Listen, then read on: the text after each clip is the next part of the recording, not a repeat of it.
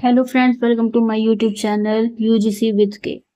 So today we will discuss about Emily Durkheim suicide topic in detail. So let's start. Before starting this video, I want to ask why we need to study Emily Durkheim topic of suicide. हमें क्यों Emily डुर्कheim के topic को suicide के topic को समझना जरूरी है।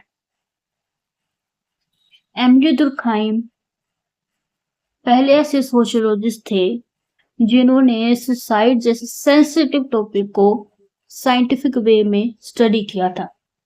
Scientific way में इसलिए क्योंकि उन्होंने क्वांटिटेटिव मेथड का यूज किया था अपनी स्टडी के लिए, और उन्होंने 11 यूरोपियन कंट्रीज का डाटा ट्रैक किया था और फिर उन्होंने सुसाइड के बारे में डिस्कस किया था। डर्किम की जो बुक है, जिन्होंने 4 टाइप्स के सुसाइड के बारे में बताया है, वो है सुसाइड इन, जो कि रिलीज हुई 1897 में। डर्किम ने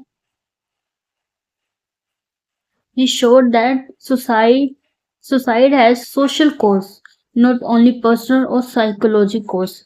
Thus, suicide is a social fact.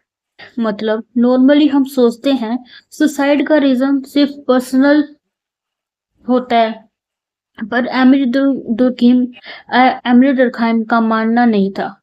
Emily मानते थे कि सुसाइड का कारण सिर्फ पर्सनल रीजन नहीं हो सकते, कुछ अलग सोसाइटी के फैक्टर भी इन्वॉल्व होते हैं जिन्हें हम सोशल फैक्ट कहते हैं। सोशल फैक्ट में 2 चीज आती है, social integration and social regulation.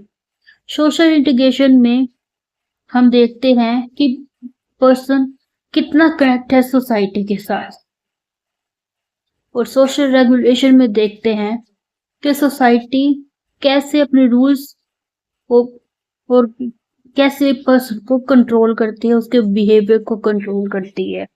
These are the 2 factors for the cause of suicide. फिर आते हैं टाइप्स ऑफ सुसाइड।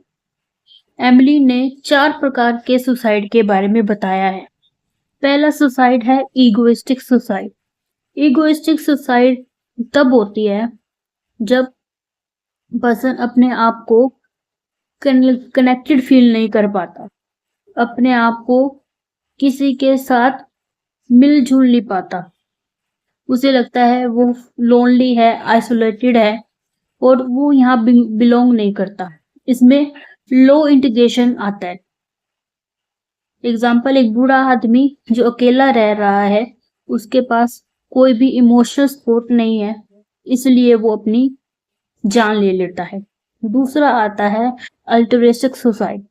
अल्टरेस्टिक सुसाइड वो सुसाइड होती है जिसमें आदमी अपने ग्रुप, अपने सोसाइटी से बहुत ज्यादा अटैच होता है और वो उसके लिए कुछ भी कर सकता है, जैसे कि आर्मी पर्सन या टेररिज्म भी एक गुड एग्जांपल है अल्टरेस्टिक सुसाइड में, क्योंकि वो अपने ग्रुप के लिए अपनी जान भी दे सकता है। फिर आता है एनोमिक सुसाइड। एनोमिक सुसाइड वो सुसाइड होती है जिसमें कोई भी रूल्स नहीं होते या कम रूल्स होते हैं, या एक्सपेक्टेशन हाई होती है पर रिजल्ट वो नहीं मिलता, रियलिटी से दूर होता है, जैसे sudden business crash, sudden finance loss, divorce या कोई लॉटरी जीतना। इसे हम एनोमिक सुसाइड कहते हैं।